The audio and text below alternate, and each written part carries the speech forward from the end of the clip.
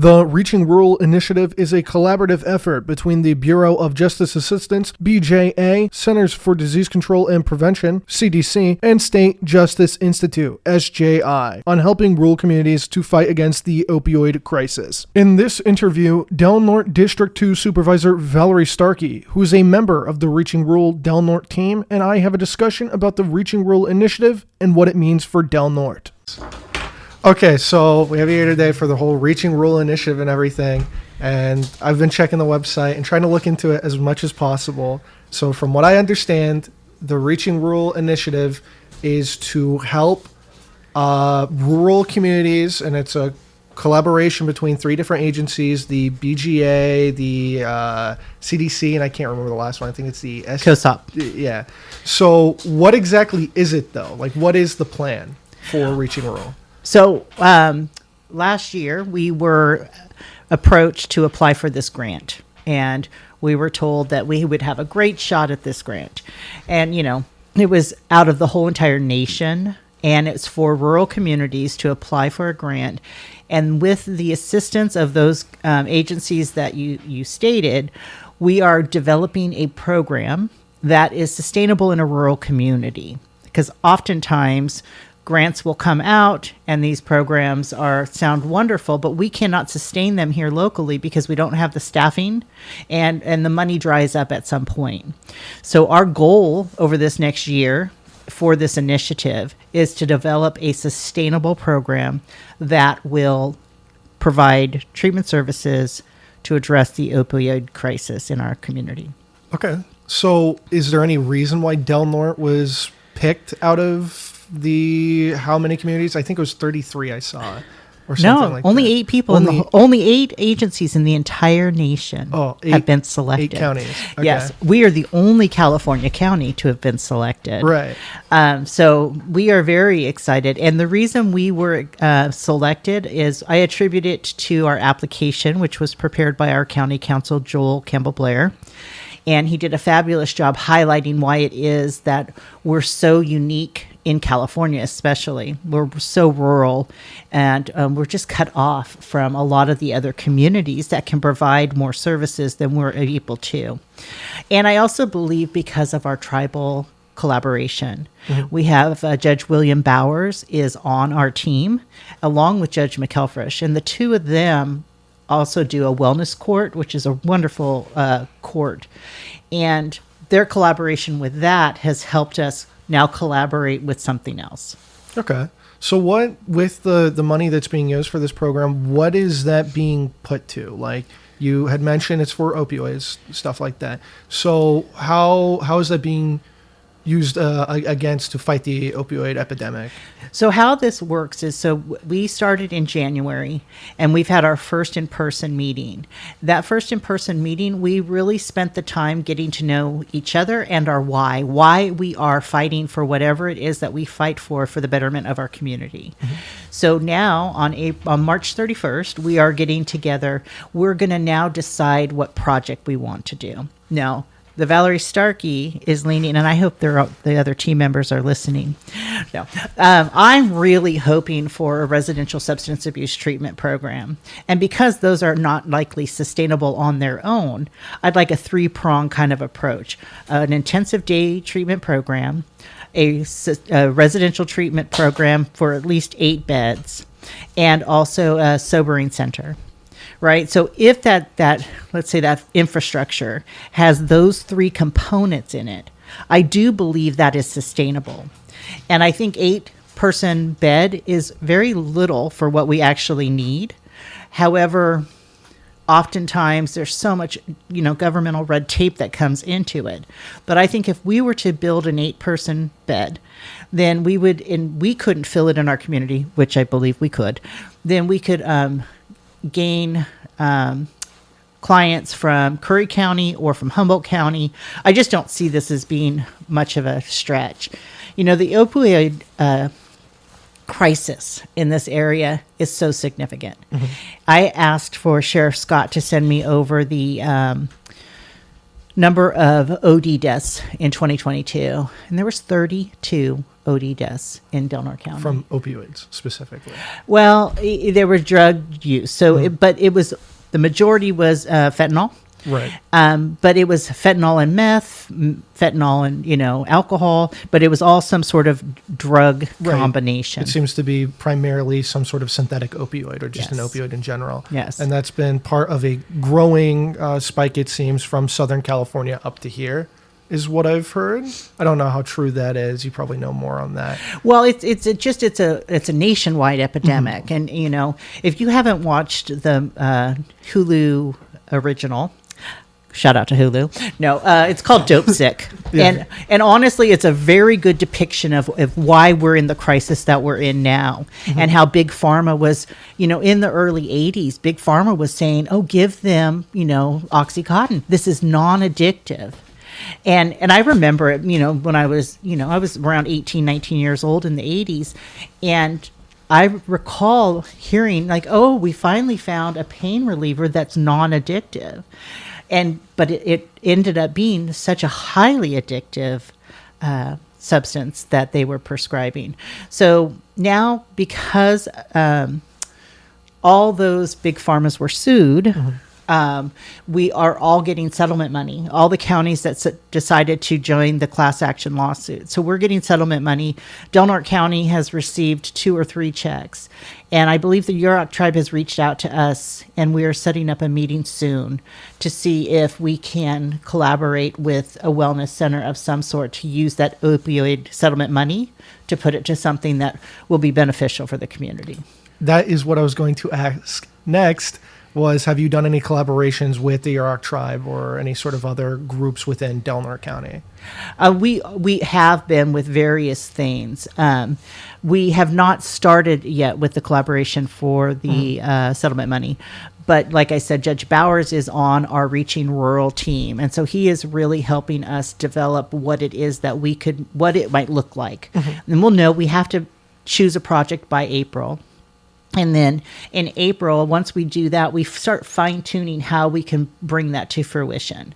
And we are meeting in June in Arizona, Kingman, Arizona, to review and see a program that they have up and running there and how that might be something that we can implement here. It's a very rural community, and it's Kingman, Arizona. And I hear that there's one hotel and one gas station, so they have it off a little worse than we do. Even more rural than we are. Exactly. So will there be any collaboration between counties is what I was wondering. I had seen the website itself, and going through the BGA, it seemed that there was something about county collaboration to create a sort of tight-knit net of support. Is that something that's with Reaching Rural, or is that only with the BGA? No. So what I think when the website was referring to is a county collaboration between the 8 counties that are there in that particular project.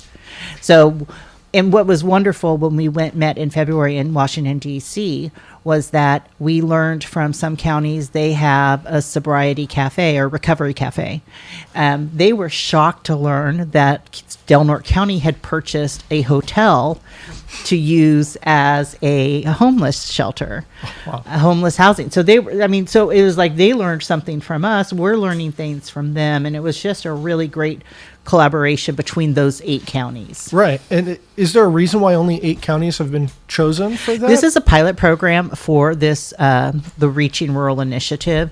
So I think they wanted to start small and to make sure that they were ironing out all their kinks so that as we move forward, and this is something that we can do in the future, it will be sustainable for them as well. Yeah. So it's just sort of building. So small groups, see what happens, and then build off of Build that. blocks. Yep. Okay. Yep. So with that, with Del Norte County, has there been any pushback with the whole Reaching Rural initiative? Not yet. Okay. Do I anticipate that? Yes. You anticipate any kind of pushback when you introduce something either new or something that people aren't comfortable with. Right. So, I cannot predict how my colleagues might react to this. I haven't tested the waters on that yet. I think that statistically, 32 deaths in 2022 due to opioid or drug overdoses should be a Alarming. number that they look at and like, yeah, we might want to do something. So I am hoping that they will get on board with us doing this, but we haven't introduced it yet to them. We are still just formulating our ideas and what we think is sustainable, and then it'll always have to be board approved. The Board of Supervisors will have to approve it. Yeah, okay. Do I think they will? I don't know. It could be who knows. Because they just voted to close juvenile hall, and I'm really upset. Very, very upset about that. Yeah. Are you like worried that due to them shutting down systems that are similarly function or are supposed to work with it, is that making it scary, or is that sort of making it harder or more difficult for you for pushing Reaching Rural since the closing of the juvenile hall? Or yeah, I mean, I factors? was visibly upset when they closed juvenile hall. So it is something that I'm still very concerned about. And I think you worded it just perfectly. How am I concerned that this current board is willing to cease services in one area? Are they going to be willing to open them up in another? That is still, to be, worked out. Mm-hmm. I think the need is there, but I thought the need was there for juvenile hall too. Mm-hmm. I'm just going to need community support, because I don't know necessarily that when it's just one person or two people, in this case, Darren Short and I, up there really arguing for one thing, if it's enough. I think the community has to get involved more. Mm-hmm. I believe that's vital.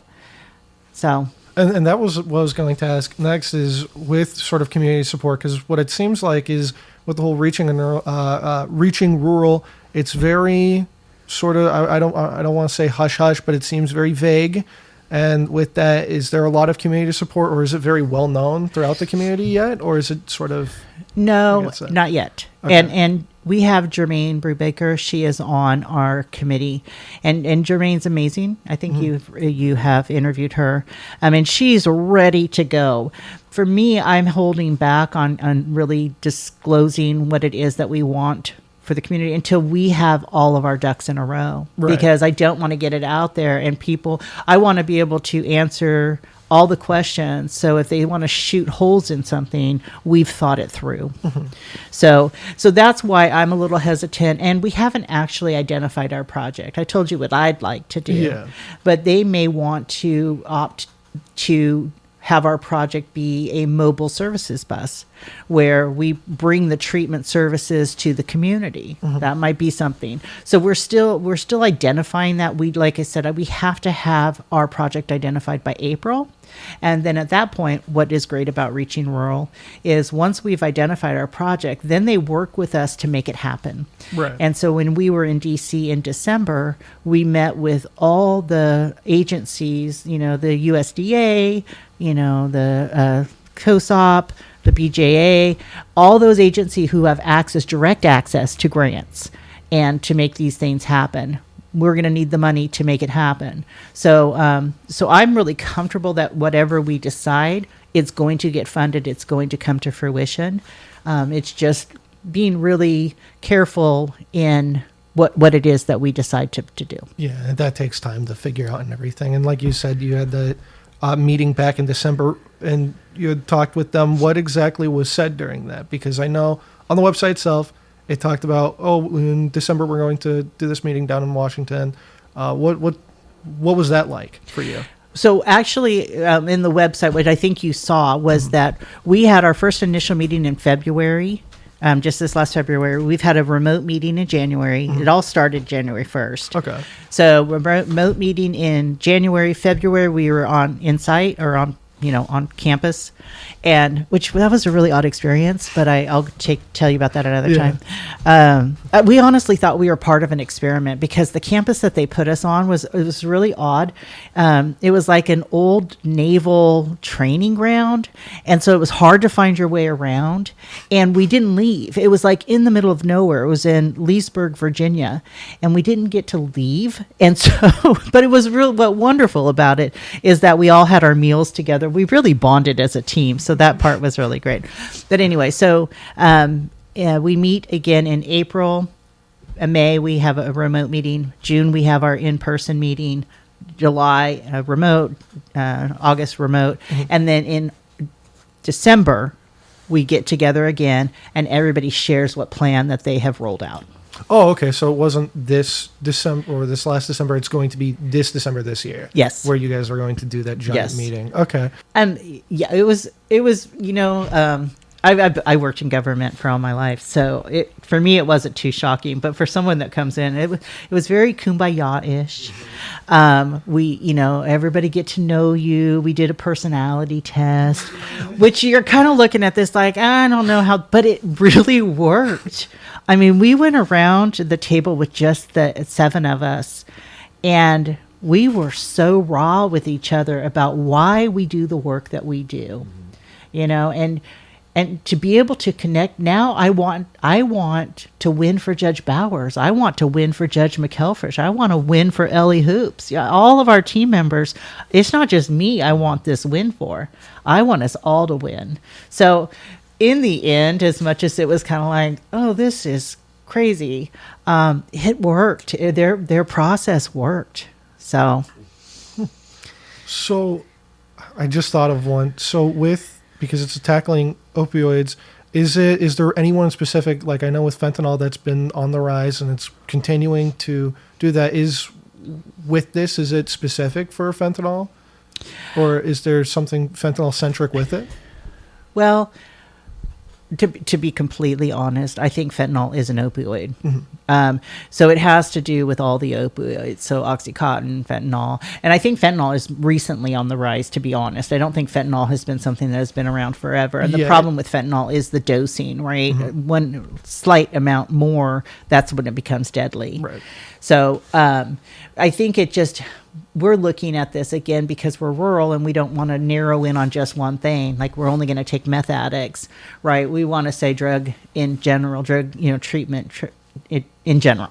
Right. Because we're just not going to have we only have so many resources. So we're going to have to cross over on the drug scale. Right. And because we're a rural community and this is the funding we get because of it, then we can't. We have to spread that out. Exactly. Okay. Exactly. Specify.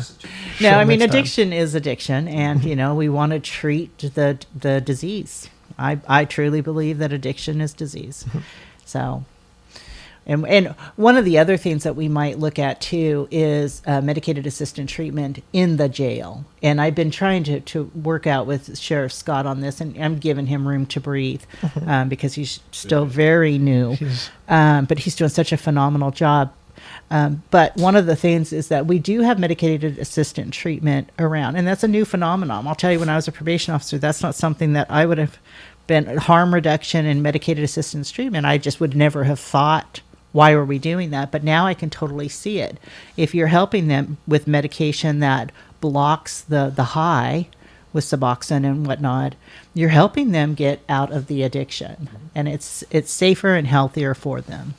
Is that something that the jail will be, or at least isn't the old jail getting, I don't know if it was like shut down or something like that. I remember hearing something like that. I was going to ask, is it going to be in some part of it, is it going to be repurposed for something like that? Yes.